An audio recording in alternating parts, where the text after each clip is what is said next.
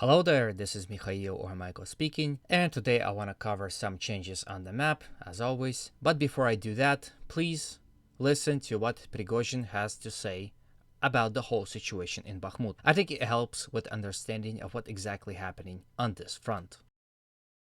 Давайте еще раз распедалю все подробно, для того, чтобы исключить дополнительные вопросы.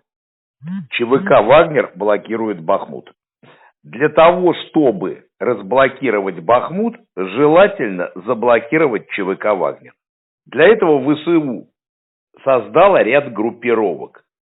Одну группировку в Славянске, 67-я бригада, вторую группировку в Северске, 81-я и 66-я бригада, одну группировку в Часов-Яре и одну группировку в Константиновке. ВСУ для того, чтобы гарантированно разблокировать Артемовск, необходимо заблокировать ЧВК «Вагнер». И получится пирожок. Начинка – это окруженные нами части ВСУ, в случае, конечно, если полное окружение будет Бахмута. А оболочка – это, собственно говоря, ЧВК «Вагнер». Поэтому я стучусь во все двери, бью тревогу с боеприпасами и с подкреплением. А также с тем, чтобы нам прикрыли фланги. В случае, если все слаженно, без амбиций, выебонов и истерик сделают эту совместную работу, то тогда мы блокируем ВСУ, а ВСУ нас не блокирует. Если нет, значит всем придет пиздец. Вот, собственно говоря, ваш ответ. Конечно же, когда будет создаваться этот пирожок, то я заскочу вишенкой на этот пирожок и останусь со своими ребятами разгребать всю эту кашу. Но от этого легче никому не станет. И поэтому ВСУ будут бодаться за Артемовск до конца, и это очевидно. И мы должны делать свою работу тоже до конца. Но когда весь мир собирается вокруг тебя, то необходимо, чтобы кто-то с тобой взаимодействовал. Поэтому мы стучимся во все двери.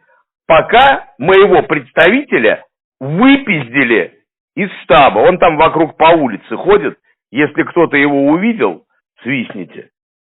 I hope what he just said made it clear of what's happening in Bakhmut. First of all, let's see Bakhmut. Here is yesterday, and here is today. You can see that the map had changed and Russians had captured more and more parts of the eastern side of the city. However, there are reports that Ukrainians had fully retreated from the eastern side and now are defending to the west side of the Bakhmutka River. After that, we go to the south of Bakhmut. There are no changes, as you can see, but there are reports that Russians are putting pressure on Ukrainian positions in this sector and slowly pushing them out, as well as they're attacking on these axes all over the front toward the village of Ivanovsky and overall direction of this road right here. There are also changes that appeared here.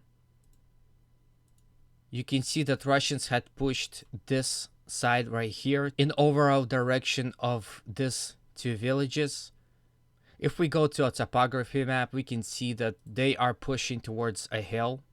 Once again, having control over the hills would mean that Russians will have fire control over whatever roads Ukrainians have and settlements. So I would assume this is where Russians are going with this attack. Now we go to the north side of Bakhmut. Here are the changes. This was situation yesterday, and here are situation today. You can see that Russians are pushing in this direction, as well as in this direction, and towards village of Zalysyansky, and also they are pushing along this road. They are going in general direction of the village of Orikha-Vasilivka, Kruharivka, and Bogdanivka, as well as they're very close again to capturing the village of Zalysyansky. After Orikhovo-Vasilivka, they might go to Minikivka next. This shows that Russian troops are using their gained initiative to its fullest and pushing Ukrainians as far as possible, Once again, I believe that the next strong Ukrainian defense line would go along this river right here. And I believe Ukrainians will sooner or later retreat to that line. Now, judging by the words of Prigozhin, there is some sort of power struggle going on in the Russian army. A lot of Russian commanders and the Minister of Defense himself are extremely dissatisfied with Prigozhin. If you don't know who Prigozhin is, he again is the leader of PMC Wagner, and basically all this success on Bakhmut front is thanks to his soldiers. Almost everywhere else, Russian armies are failing at their objectives. Only in Bakhmut, Wagner troops are successfully attacking and winning ground from Ukrainians. I don't know about you, but the more I study about Prigozhin, the more I see Julius Caesar, a very talented and gifted commander with his own small but extremely professional army. And once again, there is sabotage going on. Imagine how successful the Russians, or to be precise, Wagnerites, would be if they weren't sabotaged by the Ministry of Defense. From the words of Prigozhin, we know that Ukrainians has concentrated more brigades, especially in Chasiv Yar, Konstantinivka, Seversk, and Slavyansk. I would assume these forces are waiting for a better weather condition, and then they will go into counterattack. A lot of Ukrainian bloggers are drawing some kind of, attacks like right here, with the encirclement of Wagner forces near and around Bakhmut. This is what actually Prigozhin is talking about. The filling of so-called cake is Bakhmut and Ukrainian defenders here. The icing on the cake is Wagner troops surrounding that same Bakhmut, and basically Ukrainians surrounding the surroundment of Bakhmut. So again, a very Julius Caesar-like situation. He fought the same battle in his Gaul campaign. That's what I can take away from the whole Bakhmut situation and Prigozhin. And the reason why I think we should trust him is he is literally there. Like he's fighting, and actually winning this war, or at least this battle, is in his interest at max, because he would fall out of favor.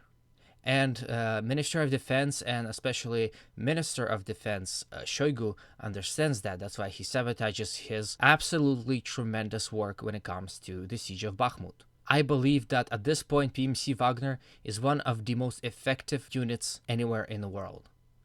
Basically, thanks to the sheer experience of what they're doing. I also want to emphasize that the Russians are controlling the road, and as you can see, advancing on it.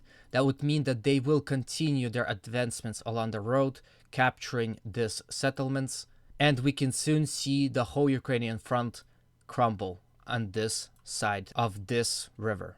Hey, if you like my content so far, please consider liking, subscribing, and commenting. To anyone who already done that, thank you so much for your support. After Bakhmut, we go a bit south, where lies city of Avdiivka. For a long time now, Russians had unsuccessfully stormed this city. From what I know, it is extremely fortified, and due to its close proximity to the Donetsk, which is, for a second, capital of Donetsk People Republic, it was extremely fortified. So there is no surprise that Russians are unable to capture this city.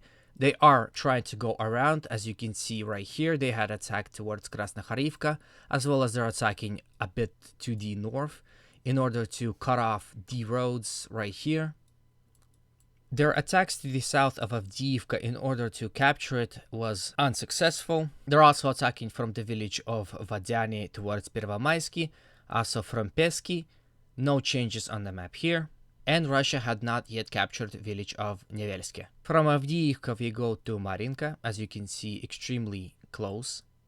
No changes here. Russians are fighting and fighting hard. They are attacking on all possible fronts, also trying to take village of Pobeda and gain control over this road. Overall, Ukrainians are holding, and even if Ukrainians were to retreat, they still have Hiriahivka and Maximilianivka right here. So there is no victory in sight on this front. After that, we go to Vuhledar. As you can see, no changes had occurred. Russians are continuously attacking along this whole front. They are fighting for these dacha areas. They are heavily bombarding the Vuhledar city itself and are trying to capture mines right here. But again, not much success. this battle became infamous for the Russian failures. After that, we go all the way to the north to the Seversk and Liman front. First of all, let's go to Seversk. Prigozhin has stated that the whole Ukrainian brigade is stationed in Seversk. Russians are attacking towards village of Razdalivka and Vesele, also attacking from here towards village of Belikharivka. But again, as you can see, no changes on the map, so we can assume that even if Russians are gaining lands, that gains are insufficient. Then we go to a Liman front, where Russia are launching attack from the overall direction of the Kreminna city. Here are the changes on the map. As you can see, they occurred here. If we zoom in, we can see a small village and open fields. And this is the fields that Russia gained control. So basically, they had saved themselves from whatever flank attacks that could come in from these sides of the village. Overall, as you can see, this is an extremely forested area. Here are marshlands. So it is again understandable that Russians are having extremely hard time attacking. Overall, Russians are attacking in general direction of the village Zarichne and creeping ever slowly to it. Also, they are attacking along whole front right here to capture village of Nevsky, Novosadove, Terny, and Yampalivka. Also Mikiivka. But as you can see, no changes had occurred. So Russians are again slowly pushing, and the fact that they're pushing is undeniable. There are reports coming in that Russians are capturing slowly trenches after trenches, but it's so little that they had not included yet. So this is the end of the video. I hope you like it. I decided not to include any more news article because I don't like to do that myself. I get extremely angry when I read news like CNN and BBC. Unfortunately, Russian news or other news are basically banned and extremely hard to find. So I'll just stick to map review and analysis. I hope you have a great day, and always remember, Russia will be free.